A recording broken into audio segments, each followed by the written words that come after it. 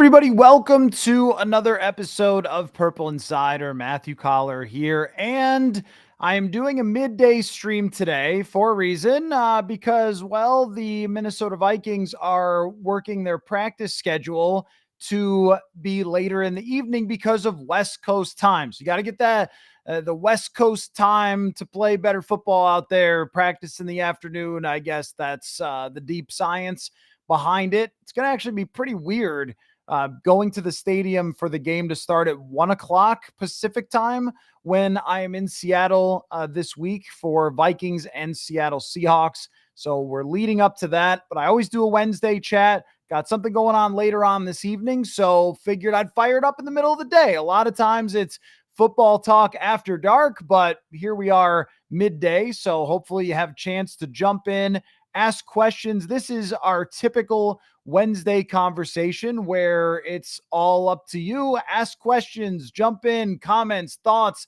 takes, opinions, playoff race, lots going on. But I know where we got to start the show, which is with Kirk Cousins being benched by the Atlanta Falcons. And my first thought about this was the same as yours, of course, which is we already knew that the Minnesota Vikings had dodged a bullet by not bringing back Kirk Cousins. And that was very much confirmed when we saw him play at US Bank Stadium. And it just did not look like the same quarterback that we saw even last year at the beginning of the season, where Cousins could still put some juice behind the football. He could still roll out and move. And if he had to scramble for a first down, he could do it. But in Atlanta, it looked very different. There was no heat on the fastball. The decisions seemed to get worse as the season went along. He had floating footballs, and I think it would be just the theory, but when you're out there playing without the ability to really protect yourself, you probably make a lot worse decisions than you would before when you feel like you're 100% confident in your body. And I felt that there were times where Cousins made throws against the Vikings that it looked like I just need to get rid of this football and I don't care where it goes for Cousins. And that was also the case with some of the throws that he made against the Raiders. They had lost all trust in Cousins. They were running on every single first down. There was a stat about rushing attempts over expected. So are you expected to run or pass in this situation? And Atlanta was by far the most run-heavy team. Didn't look much different from when they had Desmond Ridder at quarterback or Taylor Heineke at quarterback, and they were just having to limit themselves so much. And the play-action game is very much fundamental to what Zach Robinson and that Sean McVay-inspired offense does. You see it here with the Vikings, the way they use play-action. And if you have a guy who can't run the play action because he just can't move enough to bootleg out, or if someone comes upfield, we've seen this from Sam Darnold where a defensive end comes upfield and Darnold just rolls around him or rolls back and throws the ball away. But if you can't do that, then you are in a lot of trouble. And I wonder if Kirk Cousins is a little relieved, because it just felt like over the last month that the wheels came off there and he was not physically capable of playing at any sort of level, much less a high level, but it looked more like the type of performance you would expect from your replacement level backup quarterback. So it makes complete sense for the Atlanta Falcons to bench him, go to Michael Penix, and with the last couple of games of their schedule, they have winnable games if they could throw the ball reasonably. I mean, you saw that team here. They have talent, they have playmakers, they have a running game, and they have more on defense than they were getting credit for. They did a good job at times defensively against the Vikings and made some plays and got some pressures and they tried to cause some turnovers. Darnold ended up ripping them up, but they do have some talent on defense, enough to get them to the playoffs if they can end up with a better record than, again, the Tampa Bay Buccaneers, who have emerged and taken the lead in that division. But this was just the time for them to do that. But you can't help but go back to the decision the Vikings had, which I think was made on day one from Kwesi Adofo-Mensah when he was hired, that the discussion with the Wilfs to bring in Kwesi Adofo-Mensah as the general manager would have absolutely been surrounding the quarterback position and how he believed the Vikings could do the best to put themselves in a position to truly compete at the quarterback position. And then Cousins tearing his Achilles made that decision a lot easier. And we'll never know what the discussions were like about bringing him back. And maybe Kevin O'Connell wanted him back on a bridge deal that was a 1 or 2 year contract extension to make him the bridge quarterback to still draft one. It's possible that there was some sort of path that would have included that for the Vikings, but they clearly decided early on that they were not going to have Kirk Cousins on an expensive contract, because that's what the last leadership did in Rick Spielman and Mike Zimmer. And that's how they got fired, was because the quarterback was not good enough to justify the amount of money, and then mistakes that they made with the roster. You were just sunk with Spielman and Zimmer. And with Kevin O'Connell, they got the 13-win season, but they were 4-4 when Cousins got hurt. And once he got hurt, that's where it made it easier to make this decision not to go all in on him for the future, because they had no idea what he was going to look like. And I remember Kirk saying to us, like, hey, my Achilles is going to heal. I'm a pocket quarterback anyway. Well, that's true. But Kirk Cousins, even as a pocket quarterback, there's a lot that goes into that. We see Sam Darnold throwing from the pocket, but he's got to move out of the way. He's got to slide. He's got to climb the pocket. He's got to roll out.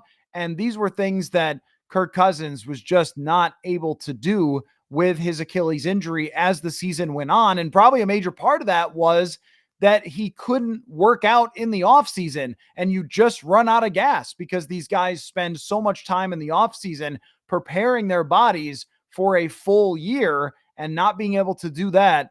It did look like Cousins was just exhausted out there and couldn't put much juice behind the football anymore. And he ends up on the bench for Michael Penix. Had the Vikings gone back to the Kirk Cousins route and not drafted a quarterback, what would we be talking about right now?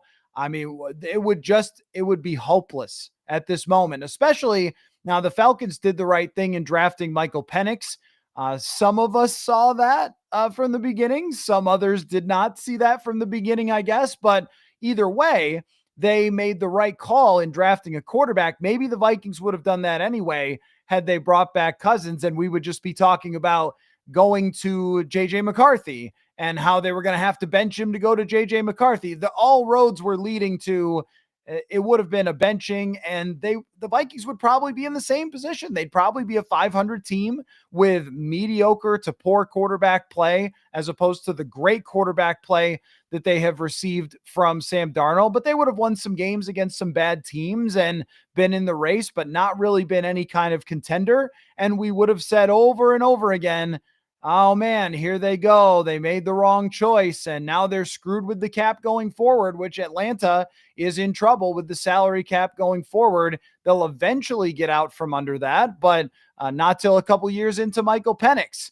So the Vikings are looking around saying, whoo, we really dodged a bullet there, with the Falcons deciding to make that decision and invest in Kirk Cousins. But I think it was also driven from not randomness, from the plan of Kwesi Adofo-Mensah and Kevin O'Connell, that they had planned to move on from a bunch of older players. They had planned to draft a quarterback.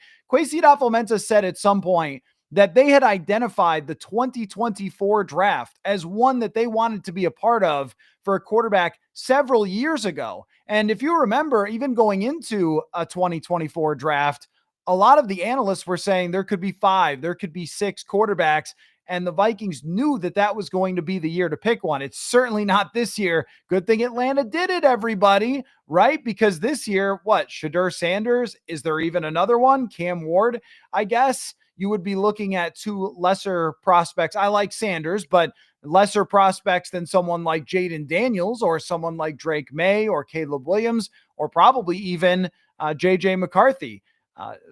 With his high-end potential. Michael Penix was in the national championship. It was a really good draft for the Vikings to do it.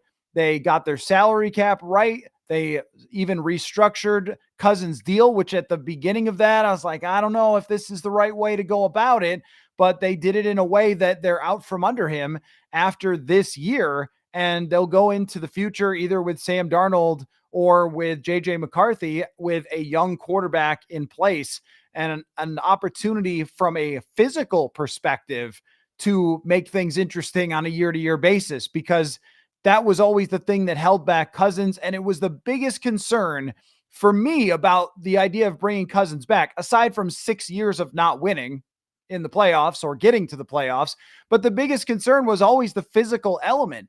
There are so many quarterbacks over the years who have broken down late into their 30s that it was a enormous risk. I remember people talking about, well, how are you going to replace a quarterback like Kirk? I mean, how do you know that the next guy's going to work out? And my response was, how do you know Kirk's going to work out? How do you know that he's going to be the same guy as he goes into his late 30s? Clearly, he was not. And maybe he's a bit relieved to sit down because it did not look like a happy experience.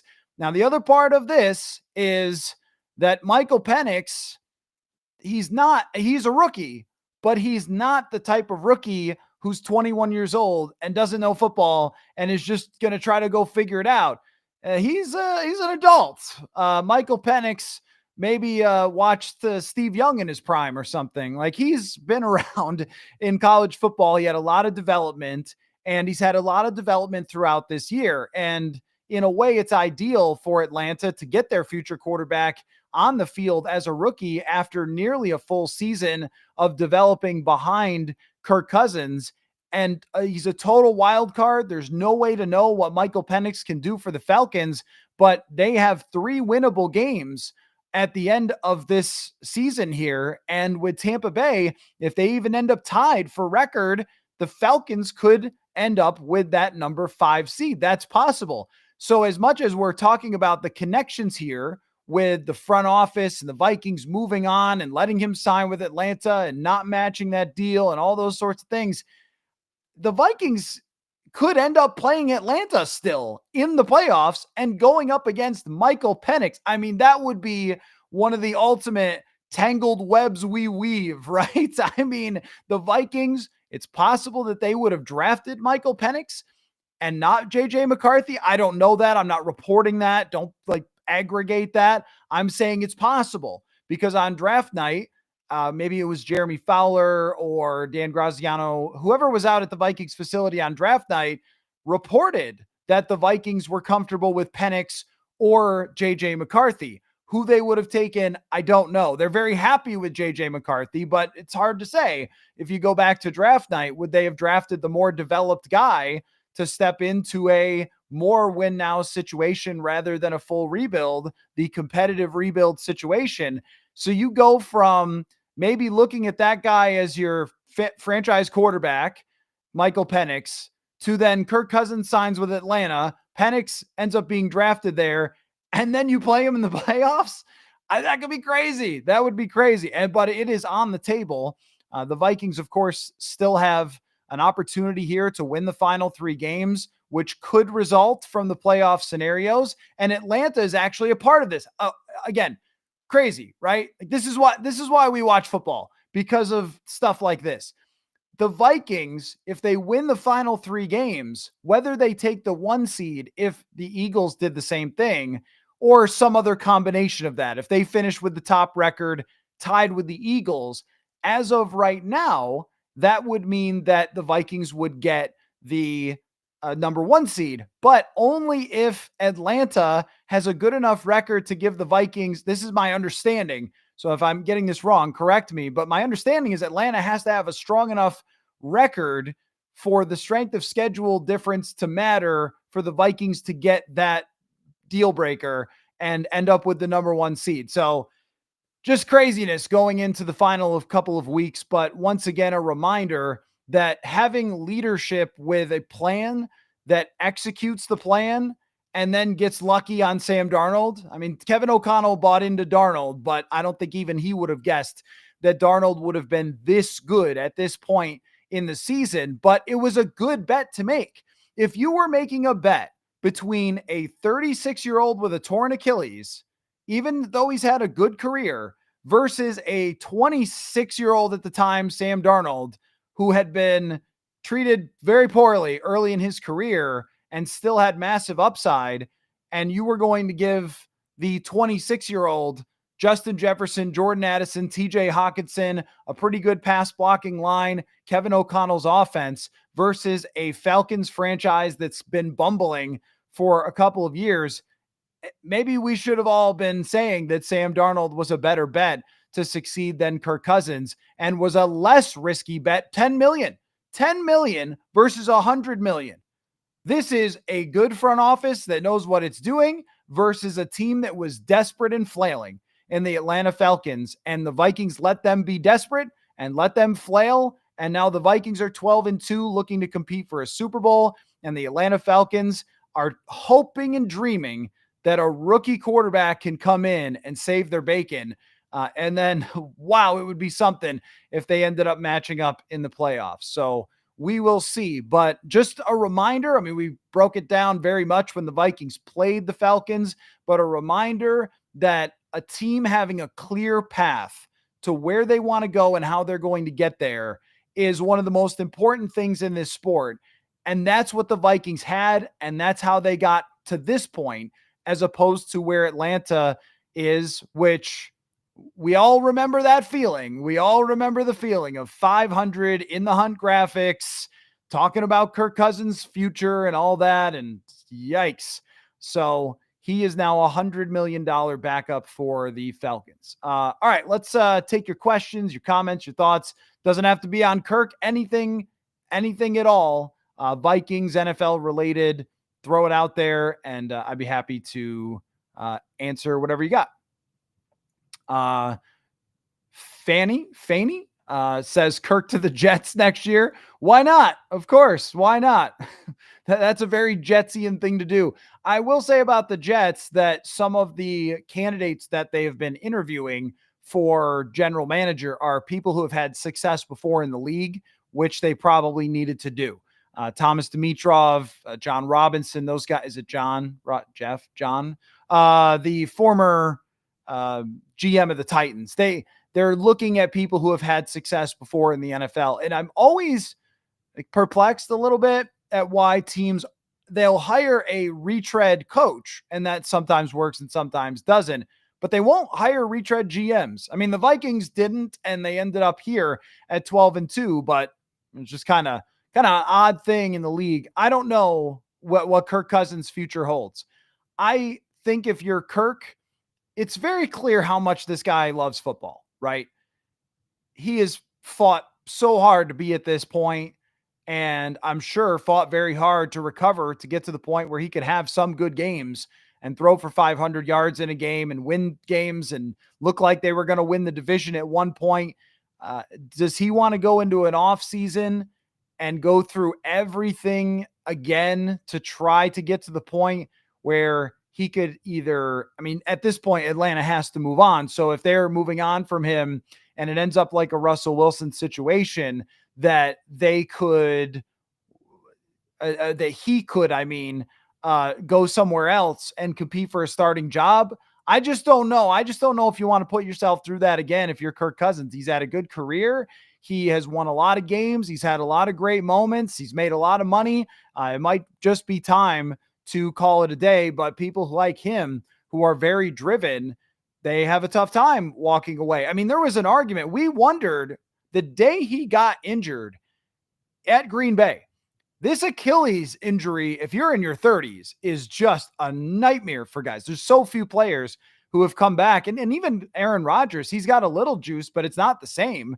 He makes some Aaron Rodgers-y throws, but it's not the same. And he's a much greater physical talent than Kirk Cousins. But we thought that he might retire, and he talked about thinking about it himself, retiring right after the injury happened because it's so hard to come back. So will he go into the offseason, try to put in the work, try to, make the case to himself, hey, I was just coming off that injury. Now I get a full offseason and I can go play for the Raiders or whoever desperate football team there's going to be, or compete for a spot somewhere. I don't know what Kirk Cousins' future holds now, but it definitely does not include him playing for the Falcons again. I just don't see how you could do that. unless Penix got hurt. He came in, got him to the playoffs, and then I don't know, right? But I just don't think that could happen again. Skol guy says, do you think there's any possibility that we sign Kirk on a Russell Wilson contract next season? He has offset language. That would be a hilarious timeline. Oh, zero chance. No, the Vikings would not be bringing back Kirk Cousins. No, that's not going to happen.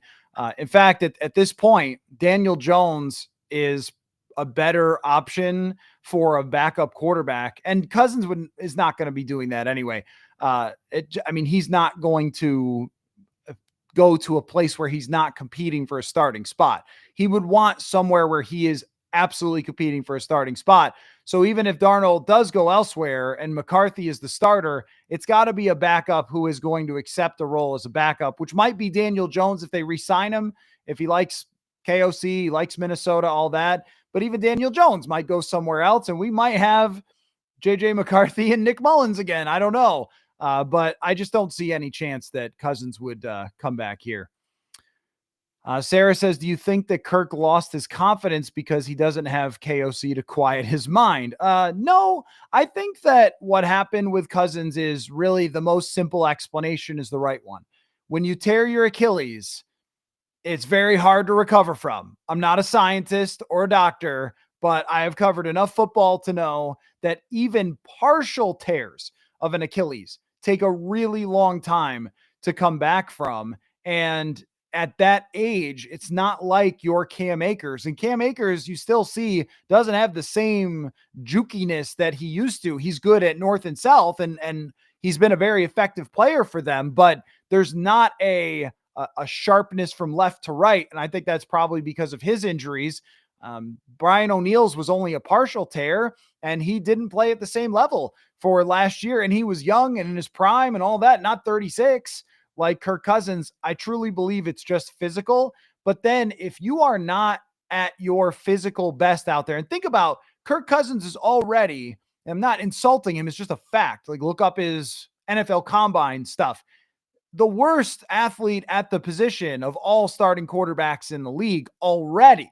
That was before he tore his Achilles. So when you're out there already having to try to protect yourself with not being a great athlete, and then that drops off, he is a below NFL caliber athlete. And the way that he was still surviving is by being smart and being able to still throw the football. But what we saw in recent weeks was panicky decisions. And I think that's when things start to break down and the pocket collapses. And there was a lot of chuck and duck and just get rid of it. But the explanation for this, I think, is very straightforward. It's just the Achilles did not get back to the point, and his leg did not get back to the point where he was explosive at all in throwing the football, where he could torque and throw the same way with velocity.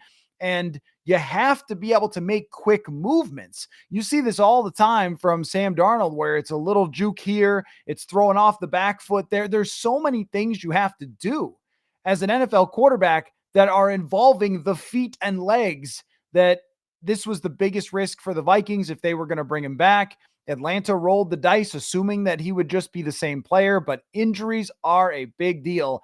And that's what got Kirk. And I think their running game and their weapons allowed him to stay alive for a while. But now we're talking about the league leader in interceptions and just somebody who just can't really be out there and succeed. Viking Jerome, is Daniel Jones moving up the quarterback depth chart? Not as of this moment. You'll know when he does, though. And I believe the Vikings can get a comp pick. I know you guys love those. Comp picks, if he were to play for a game or be active for a game, then they would be eligible to get some sort of comp pick, which may have been part of the reason that they wanted him here. And then if he leaves and signs somewhere else, they might be able to get something. It's not going to be a 3rd round pick. It's not going to change your life, but it might be something. A 6th rounder, I think, is what the Rams ended up getting for Baker Mayfield. Leaving them was a 6th rounder. There might be that. So at some point, he will be active in these next couple of games. I always thought that the reason that they wanted to sign Jones, other than having him as potentially a future backup for JJ McCarthy, was the playoff scenario, that Jones has won a playoff game before. I saw a stat today The guy hasn't played in 5 weeks, and he's still in the top 5 in receivers dropping the ball. So I'm sure that played into why Kevin O'Connell decided to bring him in, that he just is another guy with such bad circumstances. And if you're talking about a playoff game, who could give you a better chance if Sam Darnold went down in a playoff game? It probably is Daniel Jones. I'm not entirely convinced of that there's a huge gap between him and Nick Mullins, because Mullins knows the offense so well. But Jones is the more physically talented quarterback. And we know what Kevin O'Connell does with physically talented quarterbacks. So I think eventually when they get to the final week of the season, when they get to the playoffs, Jones likely will be elevated to be the backup quarterback, but we'll see about that. Marley says, as much as I would like to LOL, I wish that the injury hadn't happened, because that just sucks in general. Yeah, no question. But also because it's another excuse for the apologists. Well, yeah, I mean, look, I've always thought of this with anything.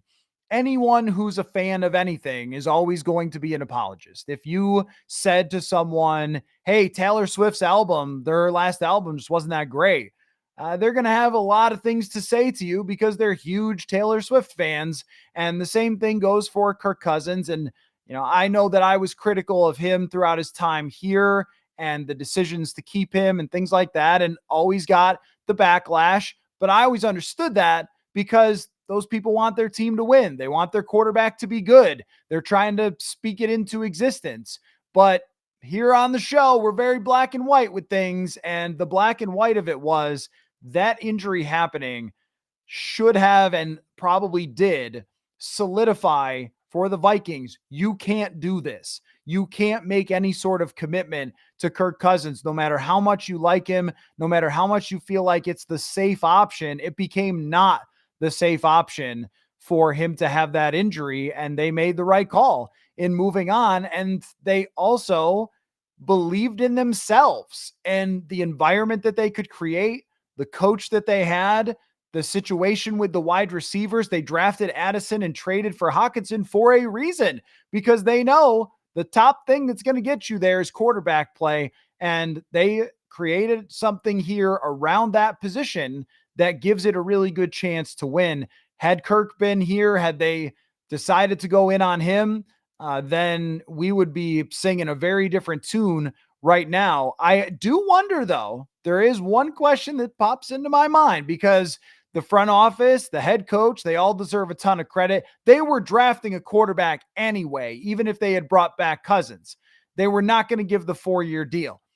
But what bounced into my head was, if Atlanta had not come in with that offer, what would have happened? Would Cousins have just come back on like a 2-year, $75 million deal with 1 year guaranteed? Then we would have been 6 and whatever, and talking about, okay, well, you know what? I don't know. Maybe McCarthy doesn't get hurt. Hard to say. But we would have been talking about, well, they're 6 and whatever, and they're going to McCarthy, and next year, right? And it would have been actually a better situation for the Vikings, because, as opposed to Atlanta, because the Vikings timeline this year was supposed to be a fringe playoff year. That's what we all expected.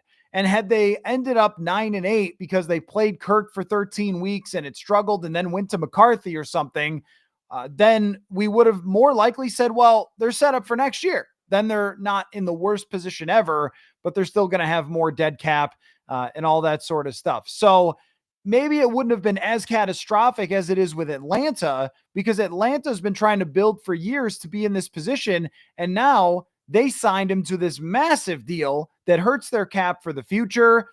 How are they going to improve that defense with dead cap hits from Kirk Cousins everywhere? It's much more messy there than I think it would have been here, because the Vikings were never giving him a 4-year contract or $100 million guaranteed. David says, starting Penix against the Giants seems like a good gamble. It's not like the Giants defense is the 85 Bears. The Giants defense is not even the 2024 Bears. It's really that team is not good at all. And they did not feel like playing football last week against the Ravens. So that's a good point. I think Raheem Morris picked the right time to start Michael Penix and waited long enough to where it just had to be obvious, because I'm sure that he and the general manager had to have a long discussion with the owner that, buddy, we're not making the playoffs if our quarterback is keep throwing 3 interceptions a week and can't even pass the ball on first down, and we can never run play action. And I'm also sure that they wouldn't do this if they didn't like what they've seen from Penix, but putting him in a nearly preseason environment against the New York Giants is a good idea. Dennis says, who's the starter for Seattle this week? So I have not seen injury reports. They will come out later today. And my guess is that Geno Smith will be limited in practice, and there's a good chance that he will play. That's just a guess. Maybe a similar type of injury to Brian O'Neill, for example, just the knee banged up, but he will be able to play. It's something to keep an eye on. I am currently thinking that Geno Smith is going to be the quarterback for Seattle. If it's Sam Howell, that's just a different universe of what you're talking about there. Geno has a tremendous arm. He's got great receivers. He can push it into tight windows. He can evade pressure. I mean, he's a good quarterback. That I would not say the same for Sam Howell, who just looked unprepared and does not throw the ball. And when he does, it goes to the other team. And Brian Flores would eat his skull. I just think there's almost no chance that Geno doesn't try to fight it out, but I'll be curious about his mobility if he is the starting quarterback this week. And maybe they'll try to play some games with, is Geno going to be ready? But the Vikings aren't going to prepare for Sam Howell because he's just bad. Hunter says pie chart of NFC champions. Ooh, okay. Hunter understanding how a pie chart works, which is good. That's always a good start. Vikings, Lions, Eagles, or someone else. So percentages out of 100 that the Vikings, Lions, Eagles, or someone else will be the NFC champions. Right now, I would go 40% with the Philadelphia Eagles. And I know that's not what anyone wants to hear. It really isn't. But the way that they're playing, their team, the way they're built, their D-line, the quarterback's been there, the weapons they have, the offensive line, I would have to pick them against the Vikings as of this moment. That can change over the next few weeks. That's just as of what we know right now. I would lean toward the Eagles with the highest percentage. Maybe 40 is a little healthy, but I think that these 3 teams are better than everybody else. You didn't mention the Packers, I think, for a reason, because this is a Vikings podcast, but the Packers belong in this discussion. Maybe there's someone else. So maybe 40% is too much. I'll go 30% Eagles, 20% Lions, 20% Vikings would put us at 70%, and then 30% someone else. A very even distribution with the Eagles at the top, but the Vikings and Lions having equal chance. And someone else might deserve even more than that, but the Eagles are the best team in the NFC, in my opinion, with the Vikings right behind them and then the Lions. But if the Packers beat the Vikings on December 29th, that's going to seem either extremely equal or even the Packers better than the Vikings, depending on how it goes. So that night will determine a lot of how we feel about these teams going into the playoffs. But I think it's a fairly equal distribution. So 30% Eagles, 20 and 20 with Vikings and Lions. I think the Lions could get a little healthier into the playoffs, and they've just got such a great offense. You win one game, and then you're right there on the doorstep. And they've got a good enough quarterback who's been to the Super Bowl before. Vikings I'd put in there, and then someone else deserves a very high percentage as well. Good question. 86 Chrysler 5T5. Okay, we'll just go 86 Chrysler.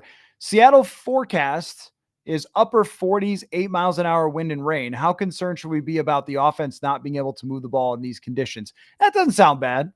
Upper four. I mean, for somebody, Sam Darnold's been living here now for a while.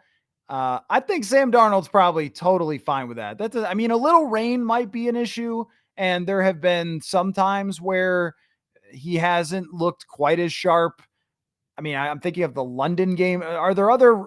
No, he was really great against the Bears, and it was rainy that day, and it was cold that day. No, that weather shouldn't have much of a impact at all on the situation. I mean, Sam Darnold's got huge hands. He throws the football super hard. And if you look at his December statistics over his career, he's been a December quarterback. He has been better in December than any other month by far. I don't think that should have too much of an impact. I'll tell you what can have an impact: the Seattle pass rush. The Vikings up front at protecting Darnold last week against the Bears. It's a good Bears team, but not good enough. And Seattle is a little more violent. Infamous, if you were the 49ers, would you try to swap out Brock Purdy for Sam Darnold in the offseason? That would be something, wouldn't it? That would be something. I don't know. I understand that Darnold has more physical talent, but I think Brock Purdy's a good quarterback. I really don't think that this season has been Brock Purdy's fault. Yet Kyle Shanahan has been searching for that physically gifted quarterback forever, and he does know the system. It's not the craziest thing I've ever heard. It is not the craziest thing for them to be looking at Sam Darnold as a potential option because he's had the KOC coaching school for this year. But I also don't know if that opportunity is going to arrive for anyone to have Sam Darnold on their team. But yeah, him going to San Francisco is really the reason that he's here in Minnesota, is that he was able to beat out Trey Lance in a competition, and they liked him as their backup quarterback. And when he got in the game, he played very well. That little run was convincing to the Vikings that he could come here and do a lot of the same things. So if you're them, the price tag might matter, but if both guys were at $50 million, that's so hard because Purdy took his team to a Super Bowl already and showed he could play on the biggest stage. And he's 1 or 2 plays away. He's in overtime against Patrick Mahomes in the Super Bowl. Hard to move on from that guy. I think if you're the 49ers, if I'm running the 49ers, I might have to just think about the run is over. They went to the Super Bowl several times in a 5-year period. You can't ask for much more than that. NFC Championship, but McCaffrey is old and banged up. Kittle's on the older side.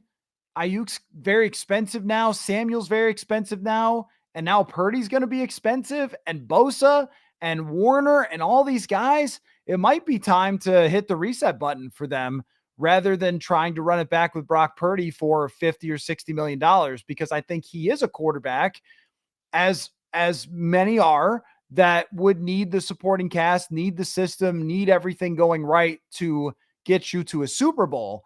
It's not Josh Allen or Mahomes that's just going to be this unstoppable force.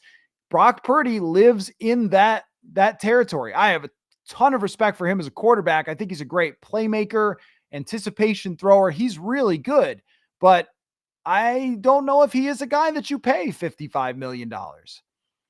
Amir, am I weird for not being worried about the Seattle offense, but petrified of the Vikings offensive line going against the Seattle defensive line? Boye Mafe, a guy that we're all familiar with, Leonard Williams, Owusu. Yeah, you're not a crazy person, though. The Seattle offense, this is a tough match. I mean, this is the toughest matchup the Vikings have faced in quite some time, probably since the Rams game. I would have to say since the Rams game, this is the toughest matchup. It's on short rest again, and they have that defensive line, which has been, if there's a few different things that kind of get the Vikings, it's a team with a good pass rush, a veteran quarterback with weapons, and they have both of those things. Leonard Williams is the one that, yes, you should be terrified, because teams recently have been taking advantage of Blake Brandel, who has graded under 50 by PFF for 3 straight weeks, seems to be wearing down. I don't know that I like that matchup at all. And Brian O'Neill is a little banged up. I think he could still play banged up and be all right, but that's still not the same as the 100% Brian O'Neill. You are not crazy at all for being worried about that one. This is one that all season long I've thought was a loss. You know, if you guys watch when Manny Hill is on picking the schedule each week, he's thought was a loss. I don't know if I love the matchup for the reasons that you're stating. They can win. I'm not saying Seattle's a way better team or anything. The Vikings are the better team. It's that matchups and circumstances are leaning a bit in their direction. James says, Matt, who do you think is this team's MVP. It's safe to say the most important contributions to this team are, in fact, from Kwesi, KOC, and B-Flow. Well, I mean, is it safe to say that? Well, yeah. I mean, the builders of the team have put together a group of veteran, high intelligence, high competitiveness. I was just watching film that I know football guy, but for an article upstairs of Blake Cashman, Jonathan Grenard, and what they did against the Chicago Bears. Blake Cashman, I mean, identifying that from Brian Flores, making it happen. If you're Kwesi Adofo-Mensah, that's how this thing's supposed to work. That's the biggest thing with these three leaders of this franchise, Flores, O'Connell, and Kwesi Adofo-Mensah, is it's supposed to work like this in lockstep, where the head coach needs something for his offense. Say it's a tight end who can catch anything underneath. Say it's a running back and a veteran who can make some plays like Aaron Jones did, convert a third and 14, 17, whatever it was the other day. On defense, you need a linebacker who's super high intelligence, who can make any adjustment or change and who can track people down and who can blitz and all those things. They get Cashman. You need an edge rusher to replace Danielle Hunter. They get Grenard. These are, even at the last minute, saying we are one piece away from being a really good defense, and that piece's name is Stephon Gilmore. Let's jack up that price and get him here to Minnesota. Them working together to do that, that's the MVP. Proper leadership for any franchise is going to be more valuable than just about anything except for an elite quarterback. The team's MVP is Sam Darnold. I mean, that's the most important player, the most valuable player, the guy who has made the ridiculous throws, who has led them in final moments, that 2 game-winning drives in a couple of weeks span, one of the best games in team history. I mean, he's the most valuable player. It's always going to be the quarterback.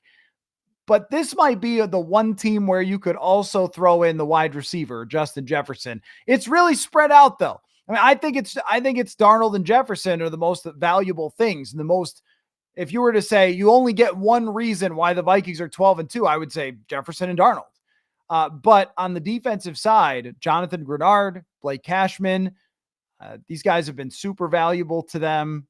They would be my first 2 picks, but Van Ginkel has been good as well. The defensive linemen have been good at slowing down the run.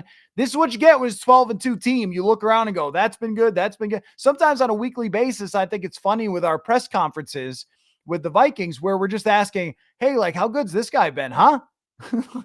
That's like most of the questions. We're just, oh, this guy's been really good. What about that guy? I would also throw in there KOC's decision to make the change at right guard is one of the most important decisions. Just watching back, how well Reisner has played in pass protection has been super valuable as well.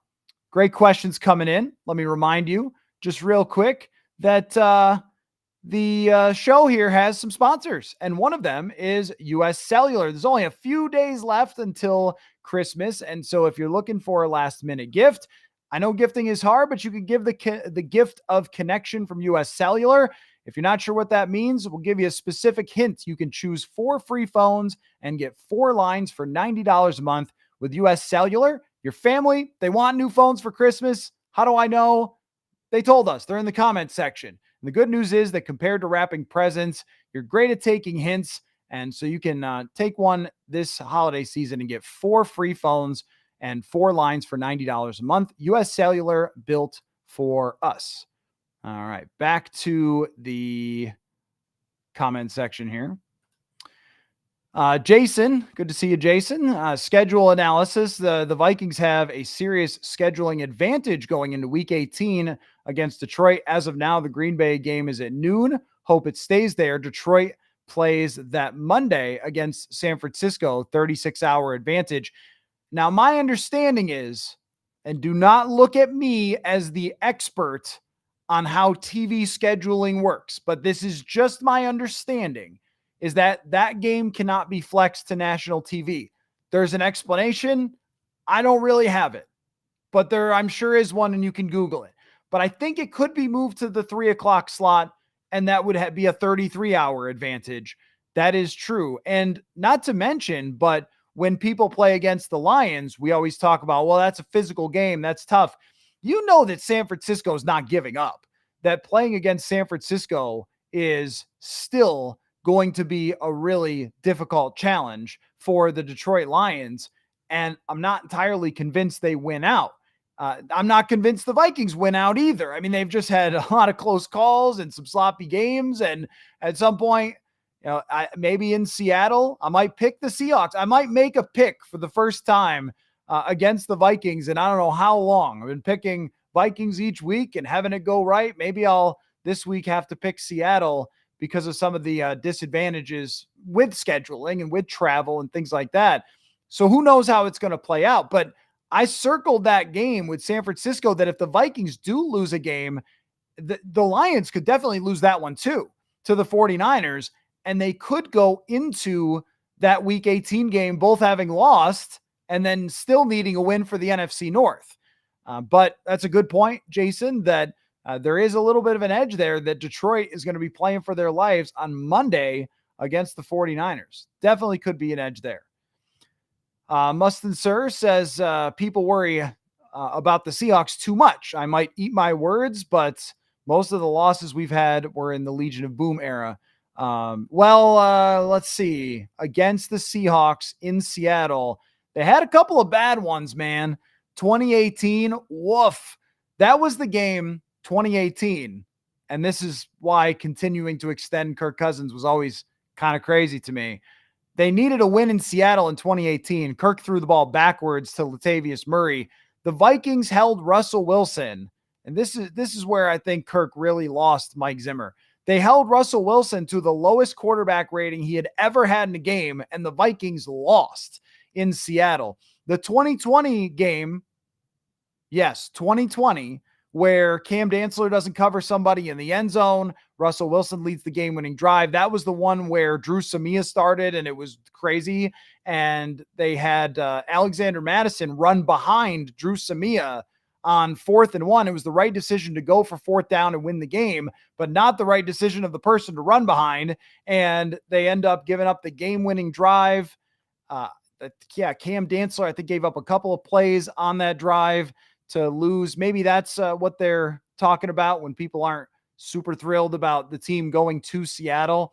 And did they play them in 2022? I don't think so. So maybe that 2020 game is the last time that they actually went out to Seattle. So it was a long time ago. It was a different team and a different quarterback and everything else.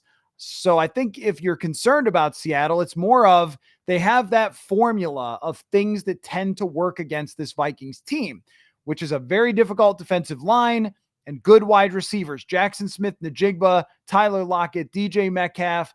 They have dudes to throw to for a veteran quarterback.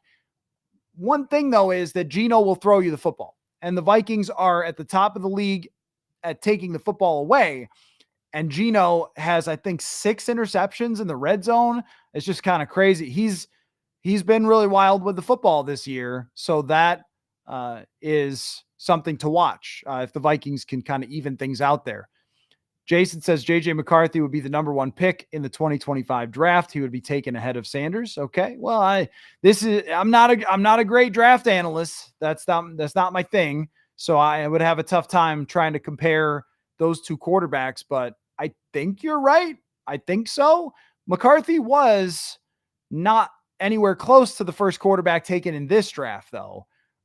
You had 4 quarterbacks taken ahead of him, which may have all just been significantly better than Sanders. You might not be a Sanders fan. I think Shedeur is a pretty good prospect.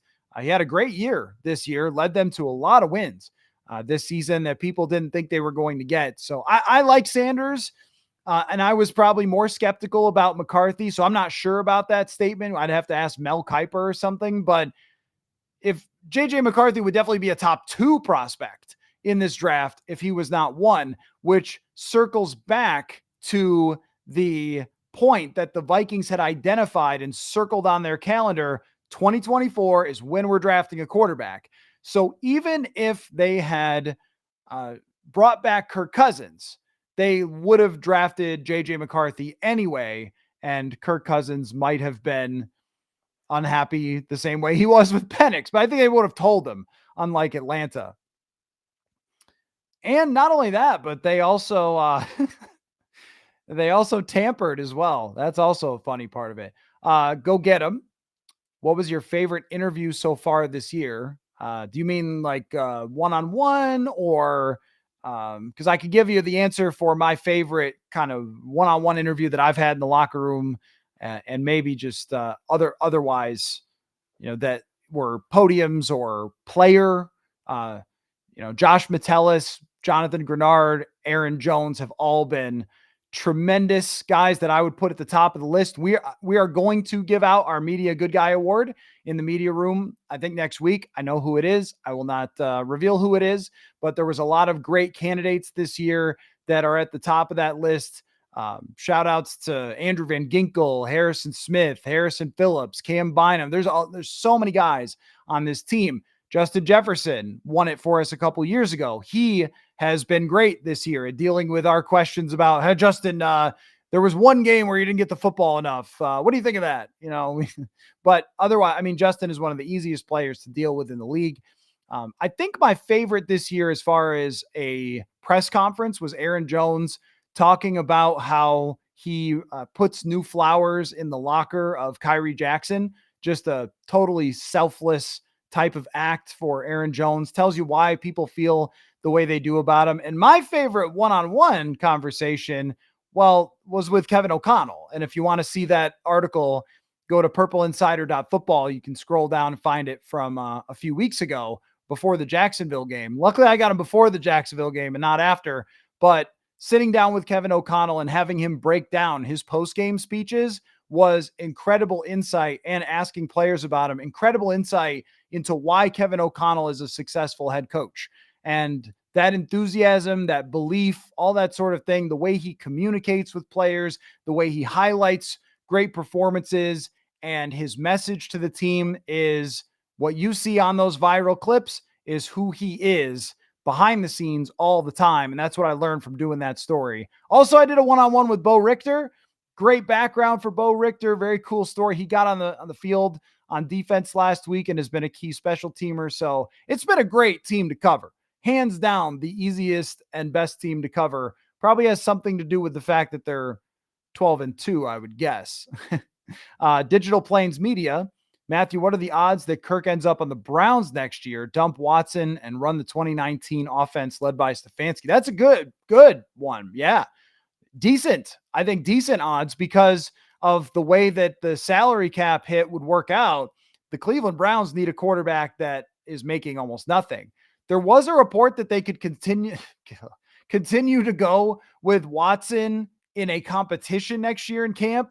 And if I'm Cousins, I kind of want nothing to do with all that, but he might not have a choice. And the Stefanski may hesitate on Cousins. They might not have a better choice, but he may hesitate there because of the play action stuff. And he likes his quarterbacks to be bootlegging out and rolling and on the move. And that is not what Kirk Cousins can do anymore. That was his strength. Kirk Cousins, as I mentioned, not a great athlete by NFL standards, but if he was in his prime, 2019, if he was out there on a field anywhere, any sport with you, he would destroy you. He would be way faster, way more skilled, way quicker. He could beat you up. Like, the level of athleticism is just wild in the NFL. It's crazy. And I think what you saw is he sort of looked normal this year with his athleticism, and it made you realize how much it takes to actually play that position. We make fun of guys. He's not a good athlete. All right, Tom Brady ran like a 5.0. Go try to run a 5.0. I bet you tear your Achilles.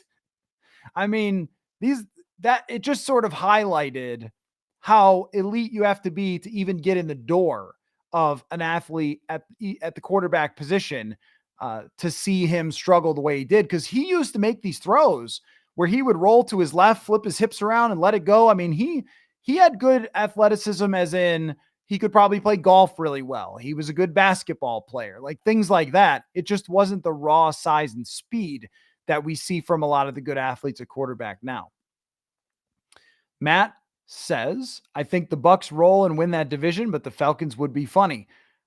The Falcons schedule here is, if I'm remembering correctly, the Giants, Washington, and Carolina. If the Bucks lose a single game, we're talking about playing Michael Penix possibly. Washington should beat them, but it wouldn't be shocking. Would not be shocking if they lost. Washington plays with fire all the time. They are a pretty mediocre team overall. Like great direction and great coaching this year and great quarterback play from Jaden Daniels, but as a true contender in the NFC, they're a tier down. They're in the Atlanta tier. So it would not be mind-blowing if they just won 3 games. Tampa Bay loses 1, and you're just looking at Atlanta in the playoffs, maybe playing against the Minnesota Vikings. That would be crazy. Matt follows up the number of wins among uncommon opponents. Eagles are ahead now, but the Packers, Lions, Seahawks put the Vikings ahead. Okay, gotcha. Eagles would need upsets from the Browns, Cowboys, Giants. Yeah, so there is that scenario. And I don't know if that's going to play to fruition or not. But uncommon opponents, that's what I was looking for. Because someone mentioned that the Falcons and how good they were was involved in that. But I guess since they both played the Falcons, that maybe that wouldn't make a difference. I don't know.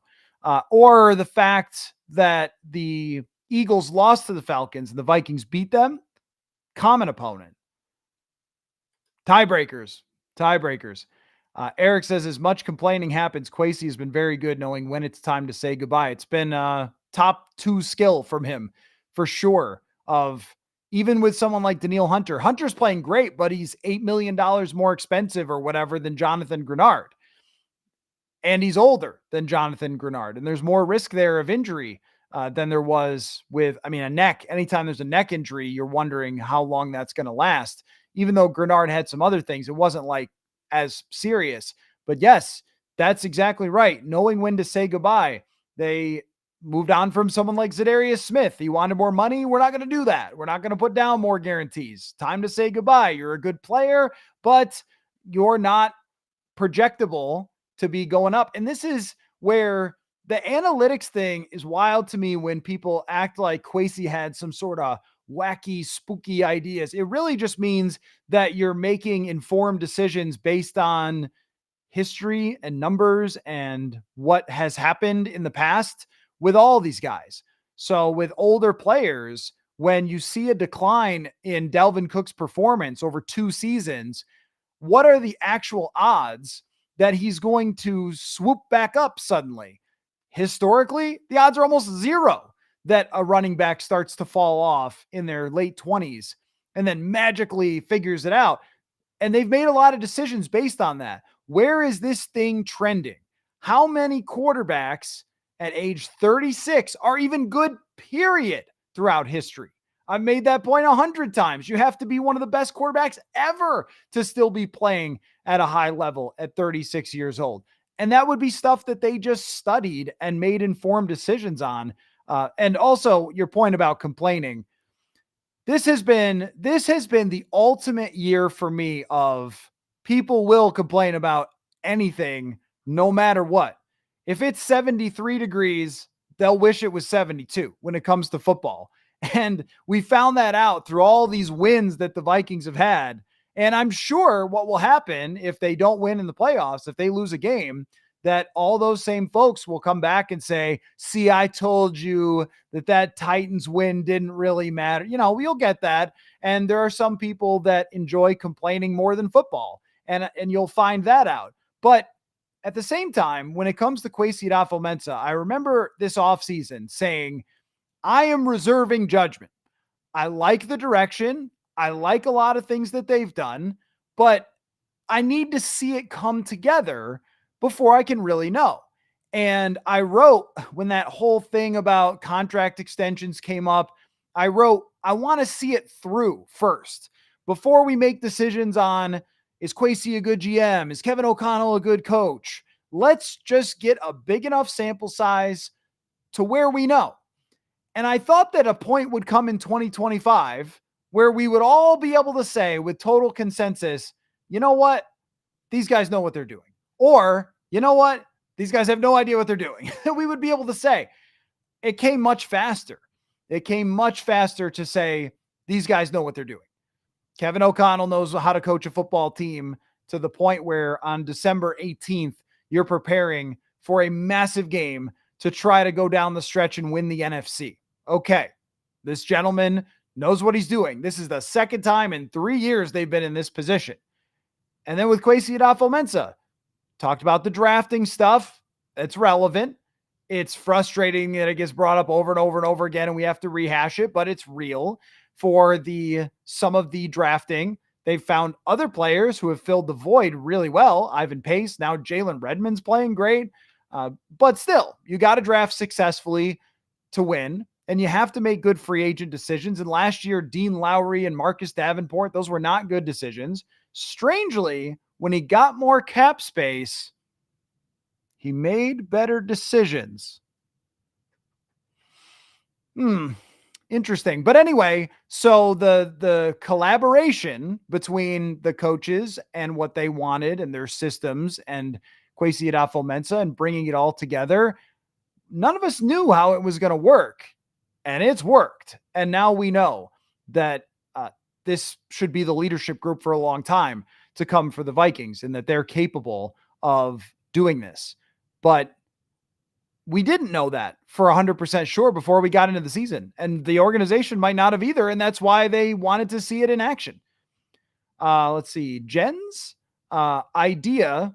Why doesn't the NFL, when it comes to the divisional round of the playoffs, take away the division winner status and give the home games to the two teams with the best record? Do they do that? Do they do that already? Someone help me out. If the Vikings played, this is a good question. I actually am not sure about this. So if the Vikings play, no, maybe you're right. Well, the team with the number 1 record is in there. So there is that. But if the Vikings were to play a team in the divisional round with a worse record, would they get home field advantage even if they were a division winner? I guess not. Maybe you're right. No, maybe you're right. What I don't understand, and it doesn't matter, but it's relevant now to the Vikings. What I don't understand is why the Minnesota Vikings with, let's say they get 13 wins. Let's say that's all they end up with is 13. How they could ever play on the road against a team with not 13 wins. It just doesn't. Why don't you just take all the records and put them in order and have the best one play the worst one and then go forward with that? Make it make sense. They want to emphasize winning the division. Fair enough, I suppose, but it's just not fair at all. And everyone wants to win their division anyway. It's not like a team would be at the end of the season going, well, who cares about the North? No, they want to win divisions. Is it so they could put up more banners? I've never made sense of this, and the Vikings could very possibly get punished by it, but it's not going to change today. So the Vikings will have to deal with whatever type of record that they're going to end up with. Let's see. Let me roll down the comment list here. Tons of comments, trying to keep up. But as you guys know, once I get on one subject, sometimes I can't rapid fire. I'm not capable of it. Phil says Kirk wanted the money and control. Give it to the front office for standing their ground. Spielman would have caved and drafted another 3rd-round quarterback. Well, with Rick Spielman, and maybe all of us are like this. You get to the 2019 season, they're good. They win a playoff game. Kirk is great in the playoff game. And if you're Spielman, you're thinking we just rebuild around this quarterback who we know can get us to the playoffs. And you're the guy who made that decision. So you're not going to look at yourself, I think human nature wise, and say, self, this ain't going to be it, man. Because you made that decision based on thinking you could get the team back into position with Zimmer coaching a defense. You're figuring you got a couple of draft picks. Here you go. Some cap space from some guys leaving. So give it another shot. Rebuild around Cousins. That was the logic. The logic was bad, but that had to be the logic. And if any one of us had been in those shoes and made the decision to bring in Cousins, I'm not sure any of us after a playoff win would have said, see ya. But we didn't make that decision, so it's much easier to say, dude, but you have to play the position that's in front of you. You can't play the position chasing what you thought was going to happen in 2018, which I felt that they did.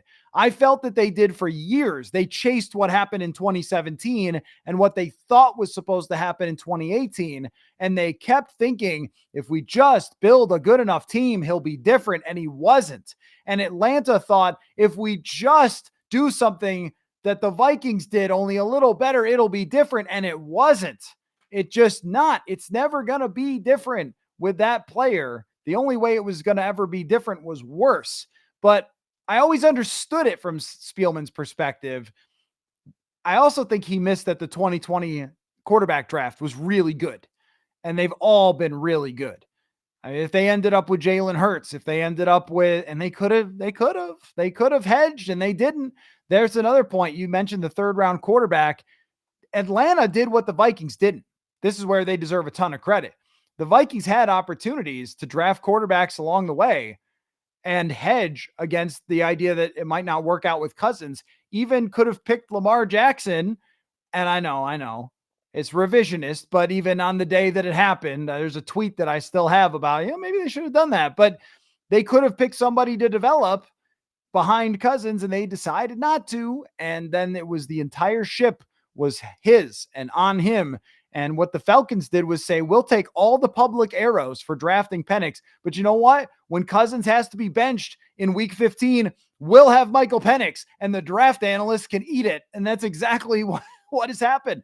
All those C's and C minuses and D's that everybody gave the Atlanta Falcons for drafting Penix, well, they're A's now because they have a young quarterback there to build around, and their experiment with Cousins didn't work at all.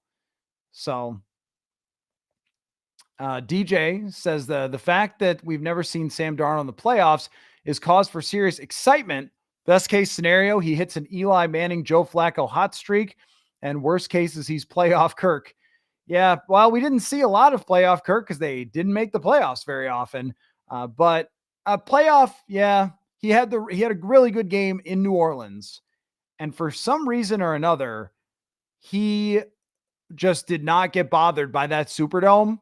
Maybe he saw things well there. Sometimes you like a different building. I have no idea, but he played really well against the New Orleans Saints. Maybe he understood their defense and what Dennis Allen was trying to do. He played great in that playoff game, but the next playoff game, what really was frustrating there is they got down and it was only maybe 2 scores and you would have thought it was 12 scores. Just there was no chance of him moving the football against that team. And that's where the athleticism came in, the arm talent. You just couldn't make something happen. And I am curious to see Darnold in the playoffs, but I also know this about Eli Manning is that the only time the guy ever won playoff games was in 2 seasons, but he won the Super Bowl both times. And it tells you about how random the playoffs can be. One game, you're going to wherever, and sometimes it works and sometimes it doesn't. And I would say to you, you really shouldn't judge the Sam Darnold decision based on how he does in the playoffs. That would also be me not living in reality. These final 3 games, you really get at least a 4-game sample, all good teams against Sam Darnold. Seattle's good, Green Bay's good, the Lions are good, whoever they play in the playoffs is good.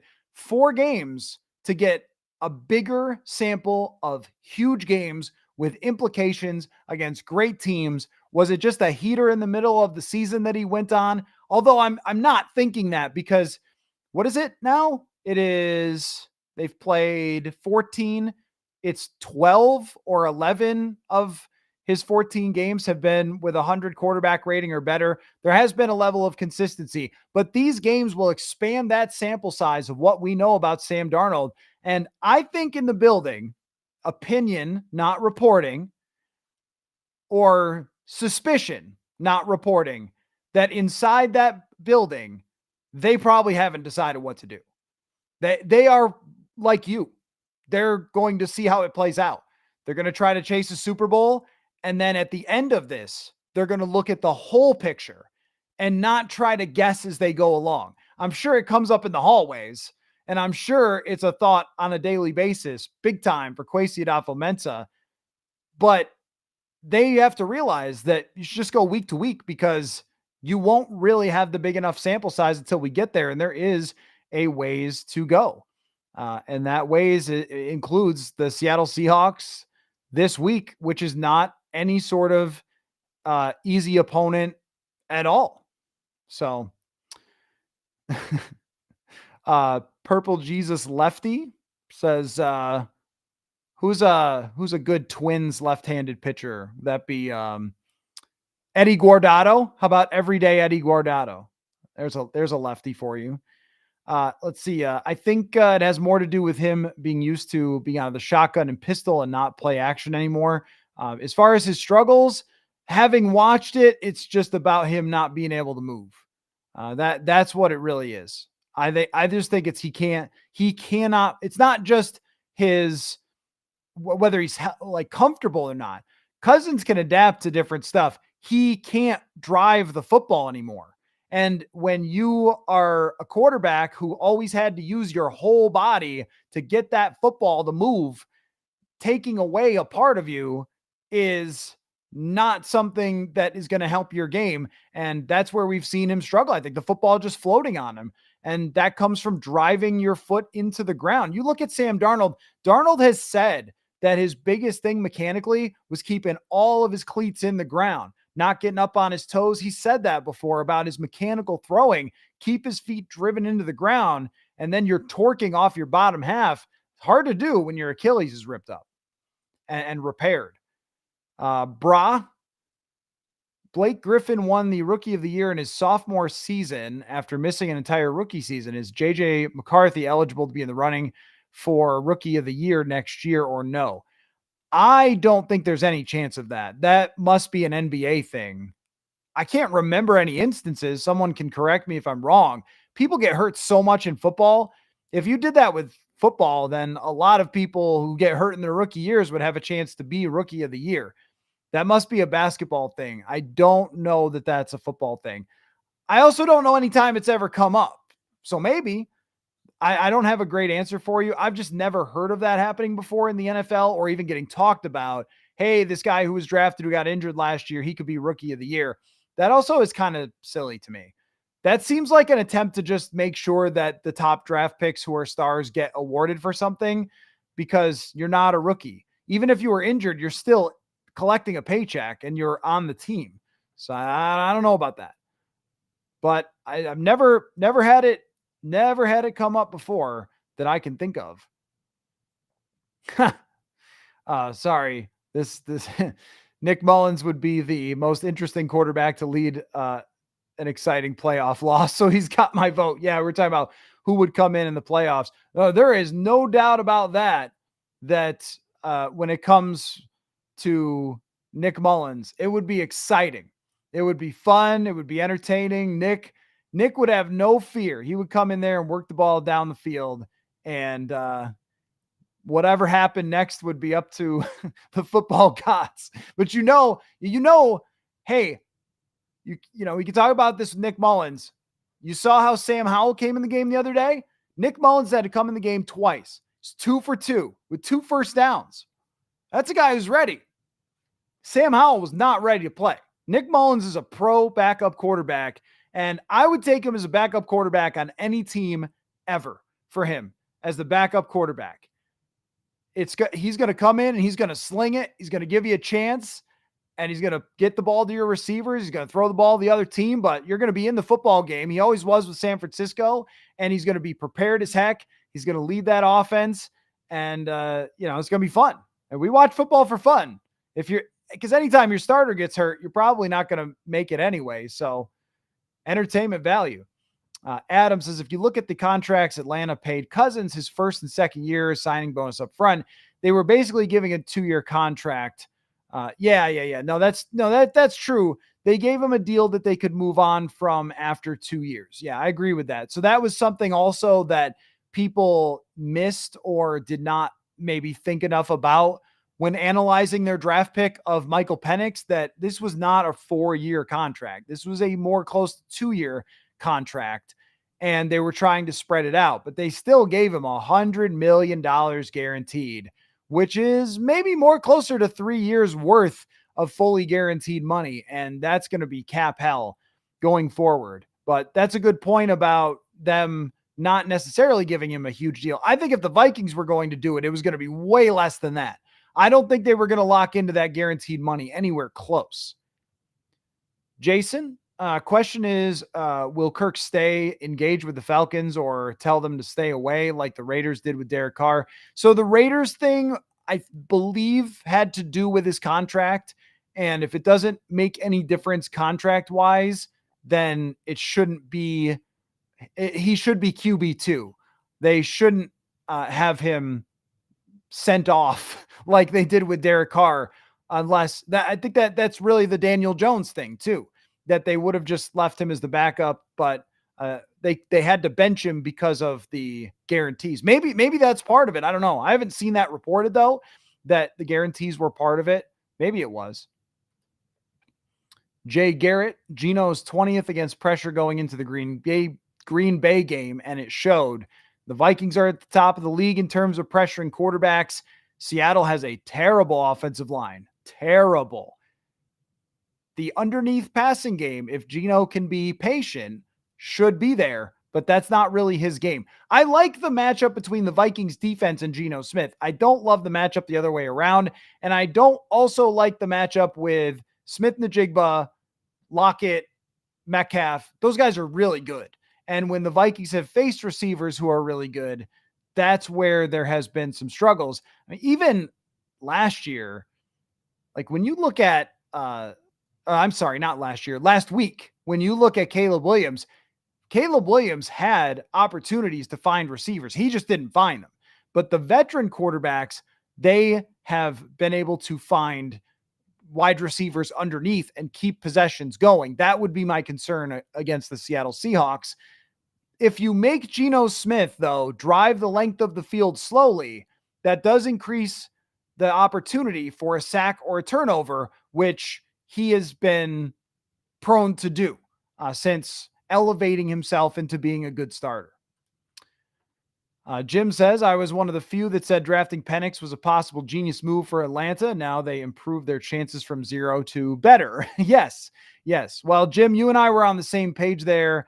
I just thought what we like in society more than nuance and more than breaking it down and trying to say, hey, the person in charge, what were they thinking here? What we like to do is go, they're stupid, right? We like to own people. Like we like to say, what is this general manager doing? He's crazy. I don't know why we get a Texas accent when we do it, but that's what we do in our brains. We like to react to stuff. We like to go nuts. What are they doing with that draft pick? That's more fun than saying, hey, let's think this over. And I don't think that the guy in charge is a nutcase. So maybe they thought it was possible that Cousins wouldn't work out.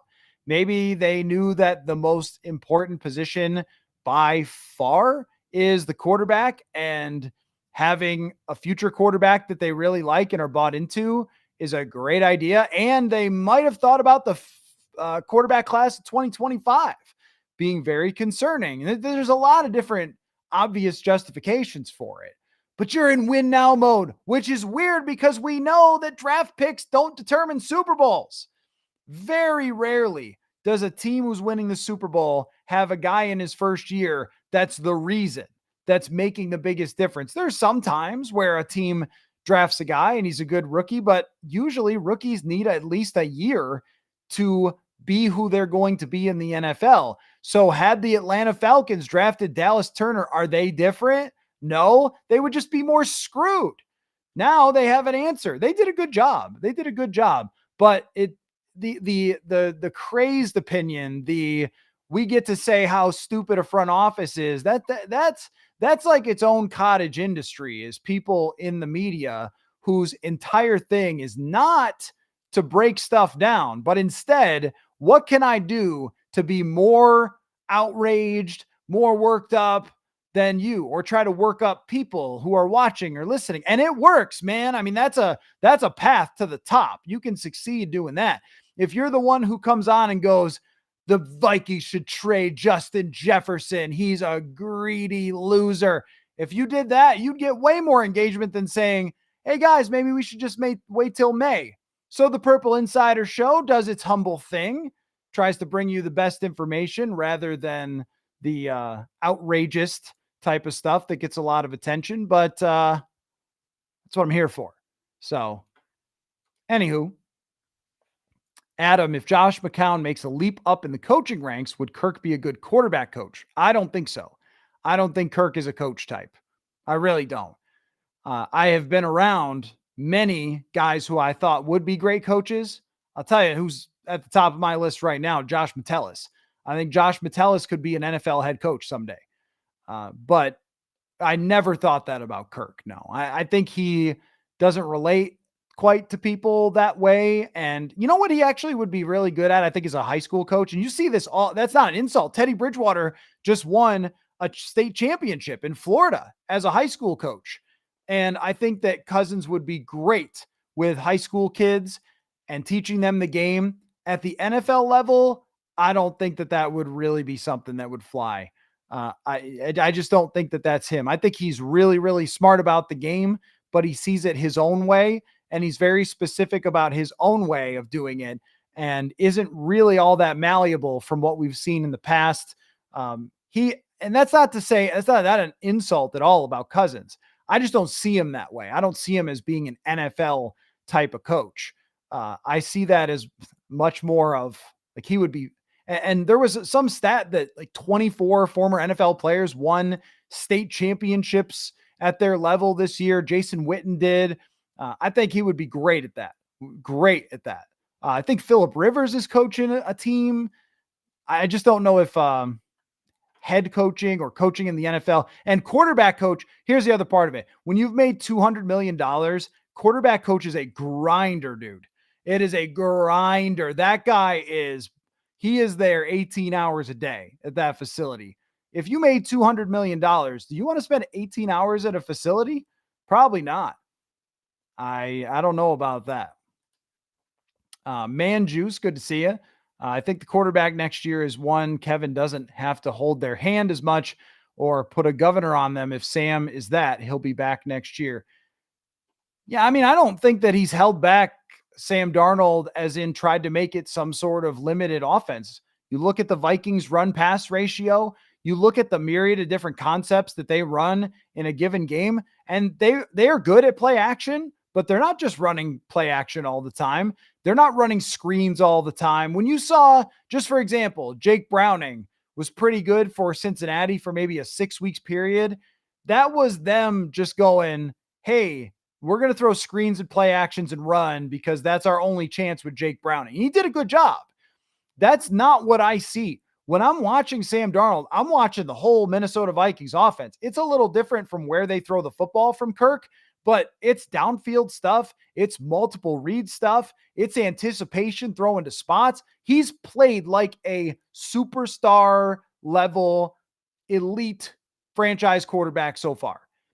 That's if the only thing the decision was based on is how much of the offense can he run, how many of the throws can he make, if that was the only thing that was making this call, Sam Darnold's under contract already because he's shown he can make every throw. He can lead game-winning drives. He can let it rip into places that few quarterbacks can. He can make plays off schedule, all the talent things in this sample size. But a decision like this about the quarterback position is not just about that. It's a big picture. It's a how can your team compete best to win a championship? Not just is your quarterback good enough to get you into playoff position or good enough to lead a good offense. You're looking for how do we have the best and most complete team in the NFL? And the Vikings are close right now. I don't know if they knew they were going to be this close, but they are close right now as far as being the most complete team. It's probably Philly. And Buffalo is close, although they gave up a lot to Detroit and LA the last few weeks defensively. They've got some injuries there. But as far as just the way that he is playing this year and the things that he's done, I mean, franchise level stuff this year.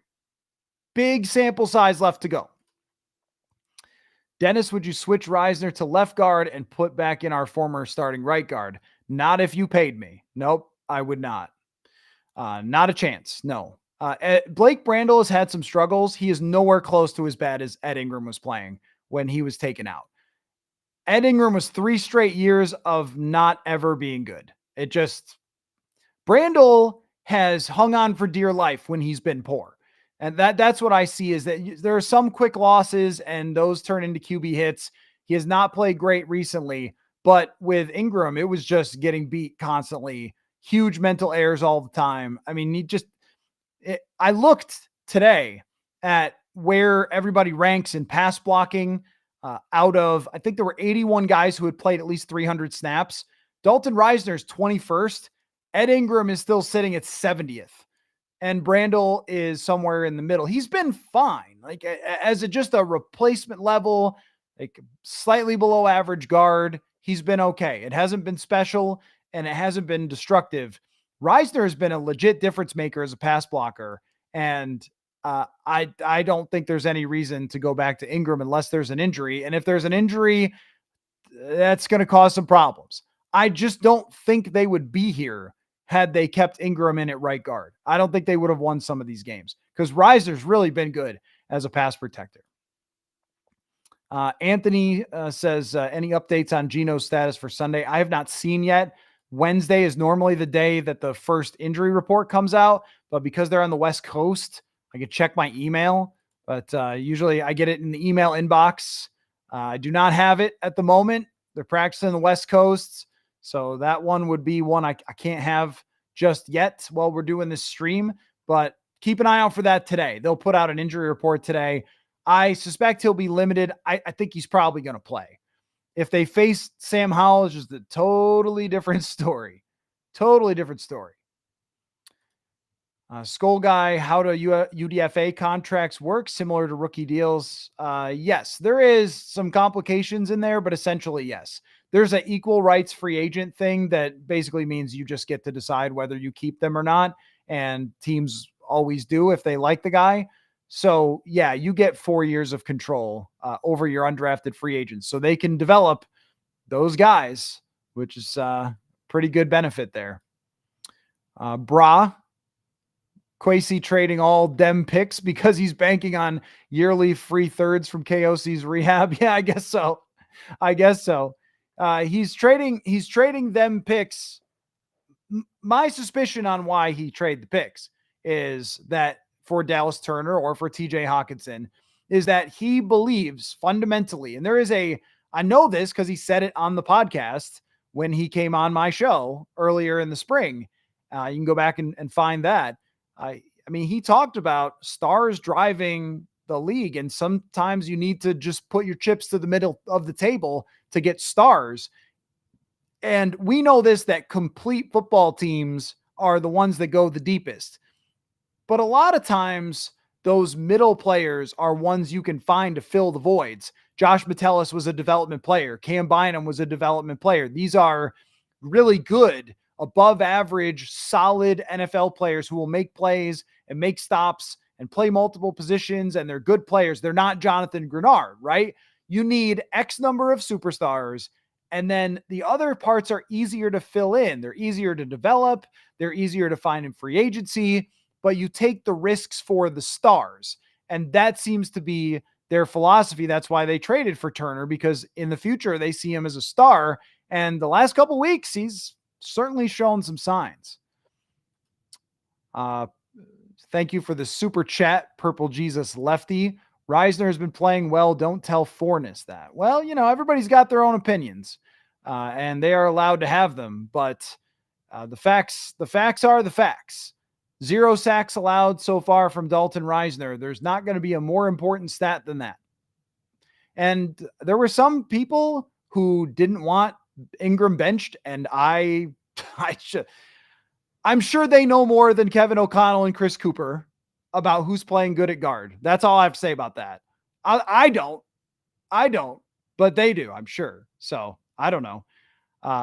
Reisner is graded as a top 25 pass blocking guard. And when I see him, he gets pushed back, but he hangs on. How many times have you been watching Dalton Reisner where you went, oh my gosh, he just got beat instantly? But none? Once? I think he's done a really good job. I think it's actually been a season shifting move to have him in there. But I don't know. I mean, the run blocking it's not flawless, but they've run the ball well. So if he's this horrific run blocker who has no idea what he's doing, I don't know why they're averaging 4.5 to 5 yards a carry the last couple weeks. I don't know. But Chris Cooper and Kevin O'Connell know when to pull a right guard. I mean, I don't know. Anyway, Melkill says, according to the Seattle Times, we've got a Geno Smith update here. Thank you, Melkill. Smith felt good today at the walkthrough. Oh, they only had a walkthrough. Okay, so he's going to be limited. The Vikings are doing the same thing around the league. That's how it goes. They just have walkthroughs on Wednesdays, so it doesn't really tell you a whole lot about how he's going to look. So we'll see. We'll see about that. I think he's going to play. I would just assume that he's going to play. Juan says, when is the journeyman GOAT McCown coming on the pod? You know, Josh has not done a lot of interviews this year. So I would love that. I'll try for that. That's a training camp next year type of thing. And the Vikings are amazing at getting me interviews and stuff like that. But McCown, I don't think he's a huge media guy. You know, I don't think he's a huge media guy.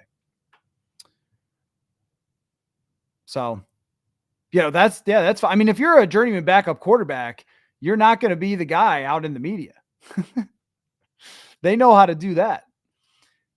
Sean says, do you think Aaron Jones is enjoying being a Viking as much as it seems? I've always respected him, but have become a huge fan of his on and off the field I mean, when people talk about Aaron Jones, if you just say, hey, what do you think about Aaron Jones to somebody who knows him, somebody who's played with him, somebody who's been at a franchise where he was at, they will get choked up talking about how special he is. He is truly special.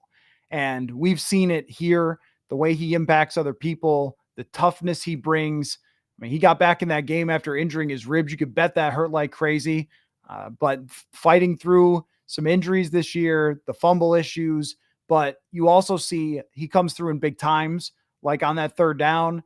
He just keeps pounding. You cannot stop him. He won't be denied. But he also is the type to be unselfish, help other people. He's a caring person. He's a thoughtful person. He communicates with Kevin O'Connell, the coaching staff, Sam Darnold. I think it's been big for him to have Aaron Jones's leadership. What did they pay for him? $7 million or something? Oh, he's worth way more than that to an organization. I could tell you that. And he does look like he's having a great time as a part of the Minnesota Vikings. So, I did see this. Rascal Lover says, what are your thoughts about Andre Carter getting picked up off the practice squad? Well, when they got Andre Carter as an undrafted free agent, they thought that he could be somebody they could develop over a couple years because he had gone to a military institution and maybe didn't have really I think he went to Army, didn't really have NFL preparation, training, that kind of stuff. That was at least what they talked about. Now, Bo Richter was certainly ready to come play here, so I don't know. But there's not that many of the players who go to Army, Navy, Air Force who end up in the NFL. So, I could buy that. And my thought was if he comes back this year and looks like a beast, then we'll know, okay, maybe something's there. Like if he goes into the offseason and he's just comes out jacked and ripped, and we've seen this before. I expect this for Dallas Turner next year, that he's going to put on 10, 15 pounds of muscle coming out of his first year. It's so taxing on these guys with the draft and the lead up to that and everything else. So, okay, all right. It just didn't happen. It just didn't look any different. And it didn't really look any different in practice and in training camp. There's a few flash moments because he's talented, but he got passed on that depth chart. Bo Richter is more of an intriguing guy for the future than Andre Carter. And Bo Richter is more of a fit than Andre Carter. I don't know that he fits what Brian Flores likes to do. Bo Richter and Gabe Murphy. Bo Richter and Gabe Murphy are both future development guys in this system, where Andre Carter was more of a pure edge. I don't know if he did pick off a pass in Cleveland in the joint practices, but so did everybody. I'm not sure that dropping back into coverage and being dynamic was going to be his thing. So maybe he'll get a better opportunity with the Raiders and have some success there. Everything that I've heard about him is just like a good guy. And, I just didn't really click. We didn't see that jump that maybe we thought it was possibly there. Purple Jesus Lefty says, I did the playoff machine. It's insane what would happen if the Vikings won out for the Eagles to get the 1 seed. Pretty unlikely. Yeah, that was my takeaway too. There's a couple of different things that need to happen there, and I couldn't remember on the fly every single one of them, but thank you for doing that. Yeah, if the Vikings win out, they basically control their own destiny. If they win out, then they're going to get there. Let's see. Adam, how healthy is this team at this point in the season compared to other years? They seem really healthy compared to other teams. This was the case in most years that they've been good. 2022, I don't remember. Well, they lost Brian O'Neill late in 2022, but there weren't that many injuries on defense. 2019, this was a stat that I kept saying in 2019 going into the playoffs for why I thought they could win a game is they had every starter on defense that they began the year with in 2019. It's often a factor, but I mean, you're going to have to knock on every form of wood that you have in your house after sending that question, but they are pretty remarkably healthy because they're getting healthier, which is to get Gilmore back, to get Ivan Pace back pretty soon. I mean, that's how it has to be almost in the NFL. What's happened to the Lions is they got that big start and then they got injured. Had they gotten injured in the middle of the season, they would not have the record that they have right now. Which good team this year is the most miserable for their fan base to root for, and why is it the Eagles? It's a different culture.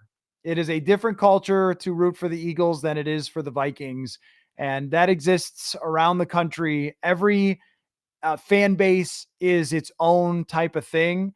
I know this from having covered the Buffalo market and those people jumping through flaming tables and stuff like that, which is, it's not a gag. It's very real. The tailgating there is out of control. I think you all know what the Vikings fan disposition is. You all love your team. You'll never give it up. You're a Viking diehard for life, but you are thinking right now as I'm talking about which terrible thing could happen to them down the stretch here. That's how you guys are because of what's shaped you in the past. The Eagle fan thing actually goes back a long way in history of the NFL. So the story, why the Eagles fans booed Santa, was the team was really, really bad and they were tanking, but then they won a couple games and they were so mediocre and the fans got very frustrated with them. They were actually playing the Vikings. And every year the Eagles would have some sort of Christmas parade in December. But the person who was going to play Santa Claus, this is the story, how they booed Santa. The person who was going to play Santa Claus didn't show up for work. And they grabbed someone out of the stands wearing a Santa suit and threw him out there. Just asked him to go out there for the parade and pretend to be Santa. And that's how Santa got booed. And they've been this very aggressive, and the East is just different in its culture than the Midwest, but they have been a very aggressive fan base because in the early days, they were so much of a joke through a time period of that franchise that I think it stuck and became kind of how they are. Not only that, but they had all those times where they got to the Super Bowl and lost, the NFC championships, 5 times with McNabb and lost. They built up this raginess about that team to where they react to anything. If their team goes 3-and-out to start the game, they boo. Like, that's just how they are. It's just a different, but what Vikings fans do is they go quiet in the stadium if they are displeased. And they won't boo unless it gets pretty bad. But for the most part, they will just say nothing. The other team will have the ball. Everyone will be looking around going, yeah. And there are other places where, and Buffalo's kind of this way, where you couldn't take the crowd out of it if you tried. And part of that is because they had built this home field advantage aura to that stadium in the 90s where nobody wanted to go to Buffalo and play. Seattle's the same way.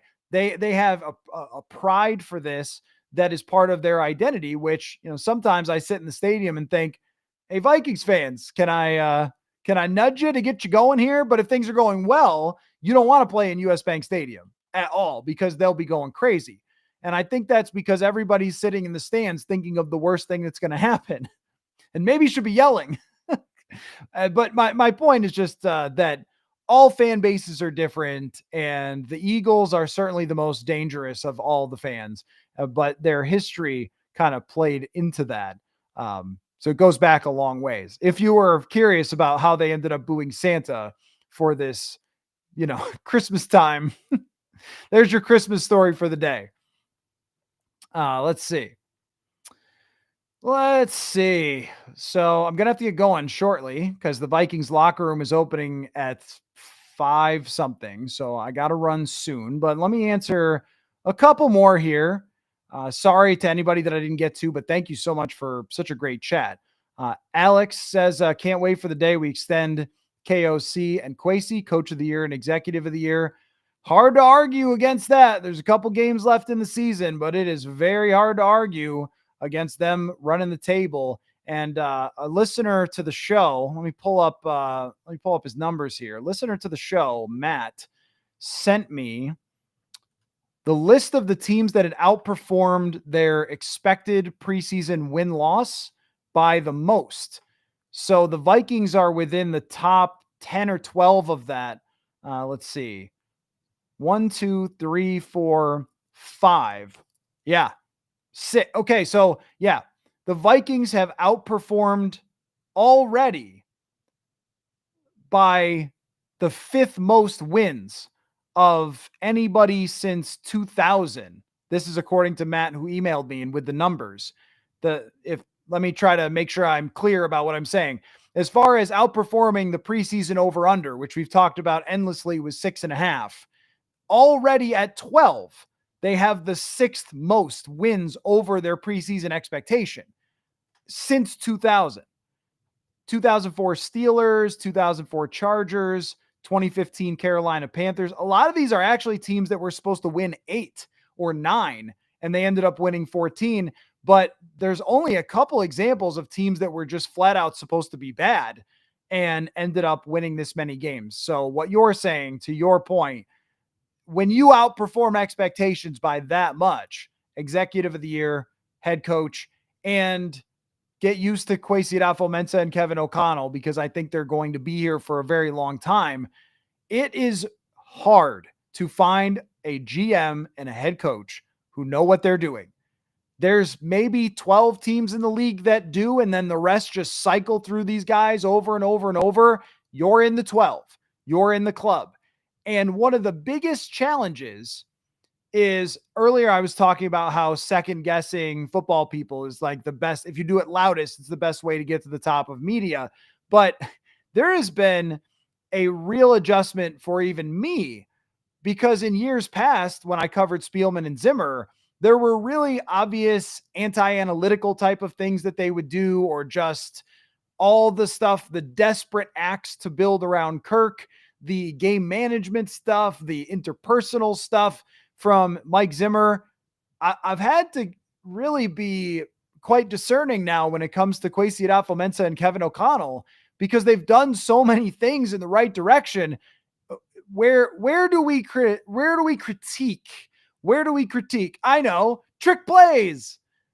That's definitely a critique. Maybe last week, where you're passing so much more than you're running, or something. Like, it's more of nitpicking away and trying to guess at what they'll do, how they'll handle somebody, how they match up with teams, what they're going to do in the offseason. But what you know now is that they're not going to do stuff that's wacky. They're not going to do something that isn't thought out or is reactionary or doesn't make any sense, like hiring John DeFilippo when he ran a totally different offense than Kirk Cousins ever had before in his life. Like, things like that, they just haven't done. I mean, the trade down in 2022, the draft there, I mean, that's why people bring it up all the time, because outside of that, Marcus Davenport, that was probably a bad idea, as the Lions found. Like, there's just, when your team's 12-2 and they've shown such an ability to work together and bring this thing to where it was supposed to be, they've done a lot of things right, and they do deserve the awards this year. KOC probably deserved it in 2022 for Coach of the Year, but he had a team that was built already to win. This team was not thought to be in that position. So now it's fascinating trying to work through, and I like it this way, trying to work through figuring out what their thinking is and how they're going to solve these problems and try to project it forward, just like we did in the offseason to tie it back in to the Kirk Cousins decision. Trying to think through what was their plan? Would Kirk Cousins fit into this? What would the projections say? Which I knew were not great for quarterbacks in their mid 30s who had never been all pros. That the projections just weren't good for anybody, not much less someone coming off an Achilles. What would O'Connell think about drafting a quarterback? Who would he like? We went through this. Would he like Penix's arm? Would he like McCarthy because he's a ball of clay? Like, that's our conversations now, and it's different. And I enjoy this more than just ranting all the time, for sure, and I'm sure you guys do too. So we'll see where this takes us. Adam says, does any other team in playoff contention have a better backup than the Vikings? I haven't thought too much about who the backup quarterbacks are for the other teams. Don't know who's backing up in Philly. The Packers, I'm going to be honest, I did not. For someone who loves journeyman quarterbacks, off the top of my head, I'm trying to think who the Packers, it's not Sean Clifford, is it? Oh, no, it's Malik Willis. Obviously, it's Malik Willis because he played earlier this year. But Philly, I'm not really sure. Is it Kenny Pickett in Philly? Who is in Detroit? Hendon Hooker in Detroit if he needs a walker to get out there because he's so old. But he is their backup. I mean, Daniel Jones, Nick Mullins, I don't know. You don't want your backup playing. Unless you're Jeff Hofstetler coming in to play in the playoffs in 1990 and winning the Super Bowl against the Bills, you really don't want that. Let's see. Antonio, the Vikings have committed 20 turnovers this season. Kansas City 14, Detroit 13, Philly 13, Baltimore 10, Buffalo 7. How concerned are you about this coming back to haunt the Vikings? Very, very, very concerned. Well, Sam Darnold has done a great job of limiting how he has turned the ball over. He hasn't fumbled. He hasn't thrown interceptions. Until we get to the end of the season, and he hasn't done that, we'll still have Jacksonville in the back of our minds. They have fumbled the ball a lot this year. A couple of those turnovers are Sam Darnold on fourth down throws the ball up for grabs because nothing was there. That was a smart decision. It just got picked off. It actually helped them in terms of field position rather than failing on fourth down. So not all turnovers are created equal, but the fumbles, yeah, they have just in general fumbled a lot. A lot of those interceptions, though, came in just a couple of weeks, and interceptions can come in bunches. You never know when that's going to be. But this team, since Kevin O'Connell came in, turned the ball over a lot. They also get a lot of takeaways, and they sometimes need to take the ball away to be even just good in general. And that matters too, that their defense sometimes can be on the field a lot and then get a takeaway. And we go, great job defense. But if you need to get takeaways all the time, as you mentioned, those other teams don't always give the ball away that are really good in this league. Julio says, my first live, shout out Julio. First time checking out the live show. Appreciate you being here, doing it at a different time today, just because of the situation with the Viking schedule, which I do have to run in like 2 minutes. So let me just quick answer. I'll try rapid fire here. Julio says, expect a sack fest from the Vikings defense in Seattle. Very much. This is a big mismatch when it comes to Jonathan Grenard, Van Ginkel, the blitzes, and the offensive line. And if Geno is limited, that could be a problem. So, Purple Jesus Lefty, Phillip Rivers coaching a football team made up of his own kids. It had to be said, right? It had to be said. Jason says Kirk could be a good GM. Oh, that's a good point. If he brings his agent as his assistant GM, they'll be the best at negotiating contracts in the league. No doubt about that. No doubt about that. So anyway, let's see. Is this Farida? How hard would it be to retain Cam Robinson and move him to guard? Yeah, not a guard. Yep, not a guard. He is one of the heroes of the season. Truly one of the heroes of this season. I know he had a bunch of penalties in the last game. I don't think he'll do that again, but he has been one of the best moves that Kwesi Adofo-Mensah made, hands down. Hands down. So this is not true, Jason. PFF's ranking for O-line means nothing to NFL coaches. Not true. Nope. Just period. Not true. It's in my book. You can read about it. I did a whole chapter with an NFL offensive line coach about how he uses PFF. Just that your statement is just not true. It's just not true. So, I mean, you can check it out. Football is a numbers game. The offensive line coach's name is Paul Alexander, one of the greatest of all time. And we went through, me and him on the phone for the book, about how he, one of the greatest offensive line coaches ever, uses PFF grades. Yep. You can use them to your advantage. You'd be surprised. So check out the book. Hey, last second stocking stuffer. Football is a numbers game. Check it out. Well, ranking might not necessarily. Okay, fair enough to say ranking, but grades, they use them. Yep, they use them. They don't use them as the only thing. They don't just not do their jobs, but they use them. And I detailed how in the book. And if the Vikings weren't 12-2 racing for the playoffs and it was June, I would read the chapter to you.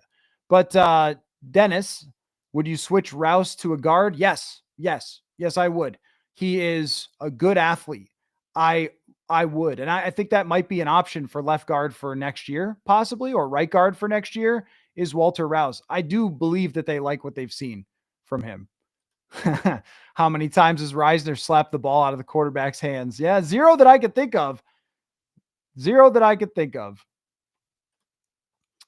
Son of a Beavers. Don't know if you've already answered this, but now we have an opening on the practice squad. Are there any vets we could look into? Did KJ Osborne get picked up anywhere? I don't hate that. See that? Yeah, this is a great point. Matt says Fornes posted a clip, and nothing against him for what I'm saying, but posted a clip of Reisner getting walked back like it was a bad rep, and it was classic example of a slow death play. So I've talked to the offensive lineman about this, naturally. That's what I do and why I have to leave here to go to the locker room. But your point, Matt, is exactly right. That Dalton Reisner getting pushed back is not that big of a problem for Sam Darnold. What's a big problem is if the right guard loses instantly and there's nothing Darnold can do, which happened over and over and over. That clip would be a plus for the Vikings. Getting pushed back is fine if your quarterback navigates the pocket and has the arm strength to throw with guys close to him. That even though Darnold holds on to the ball longer, it's one of the reasons he can, because he doesn't need a clean pocket to whip the football around. Those non-losses are huge. And they're one of the reasons that it's been a really big upgrade to have Dalton Reisner. But, I had that conversation with Garrett Bradbury. Actually, I think I put it in an article about just how Darnold and Bradbury play off of each other. But that was something that Bradbury said, that if you can just make sure that you're not having the bad loss, if you're not losing instantly, and if you're overpowered by Jeffrey Simmons, well, who isn't? But that's a good answer to it. It's been a massive deal. It's just been a massive deal to have Reisner there. To me, there's not even a debate. Samuel says, is Harrison Smith coach material? Harrison Smith, there's equal chances that Harrison Smith could be an NFL coach, a pro golfer, pilot. He's got a lot of talents. He's an interesting guy. Chip Scoggins wrote a good article with him. Dude loves golf. He's obsessed with that. He might just go, you might just never hear from him again after he retires. And then he'll come back for the ceremony when they put him in the wall or the Ring of Honor. So Wrigley says Bradbury's the most concerning part of the offensive line. He's been airborne more than a lineman. Yeah, I mean, that's kind of I think that's a little bit of an old opinion. I mean, there are times, yes, but that's really from a couple years ago. He's been, so the last few weeks, not as good as far as his statistics go. He had a run in the middle of the season where he was in the top 10 from week maybe 5 to 13. in pass blocking. It's a lot of hanging on. There are times that that's going to happen, but then you also watch him navigate his quarterback, work with Sam Darnold, all that sort of stuff. He's gotten much more to the point of being an average, solid NFL center. It's left guard is the most concerning to me because Bradbury's been in the playoffs before. Reisner has been I think he's been in the playoffs, or at least he's been in the NFL a long time. Cam Robinson's been in the playoffs. Brian O'Neill's been in the playoffs. It's really Blake Brandel. This is his first time having this long season. So that is what I would say is the biggest concern. I don't think that, I think you know what Bradbury's strengths and weaknesses are. One more, then I got to run. Lucas, is there any explanation for why Cam Robinson could still be an NFL running back after shedding his 2 Achilles while Rodgers and Kirk are just kind of done? Well, yeah. So, I mean, there's a few things. Number one, Cam Robinson is a freak. And I mean this in a very complimentary way. Like his strength, his physique, his athletic ability, they're all elite. This guy was a 2nd-round pick, dominant in Florida, unbelievable high school player, like all those things. This guy is a 90-somethingth percentile athlete. That's number one. Number two is his age. Age matters. I am way different now than I was 15 years ago physically. And of course, I'm not a pro athlete, but it doesn't matter who you are. Age comes for everybody in a lot of different ways. And I mean, if Kirk had this same thing happen at 24 years old, he would have been fine, but he's 36. The other part of it too is that I think it has impacted Cam Akers. He's just found a way to work around it. Cam Akers is a north and south runner. He's not a dancer. And even when you see him try to cut, he usually kind of gets caught in the backfield. He's much more of a straightforward, maybe one cut. I think he's adapted his game a bit to deal with some of that issues, but it's a little bit different from driving and twisting to throw a football versus just running straightforward. But I think it's really has most to do with age. Anyway, thank you so much, everybody. I appreciate all of your time. A midday pod. Thank you so much. Got to run. Got to go out to the Vikings facility. I'll be there, next few days, and then in Seattle. So we'll have another live show on Thursday night where Manny actually still needs to pick the schedule because he usually does it on Monday. So we'll pick the final 3 games, how we think it plays out. We'll pick everybody else's schedule too and try to figure it out in the playoff machine. It'll be a good time. So make sure you join tomorrow, 7:30 is when we will do that show. Really appreciate everybody watching and listening, and take care. Football. Oh, the Commanders signed KJ Osborne. Okay, sorry. Somebody else then to the practice squad. Now take care. Football.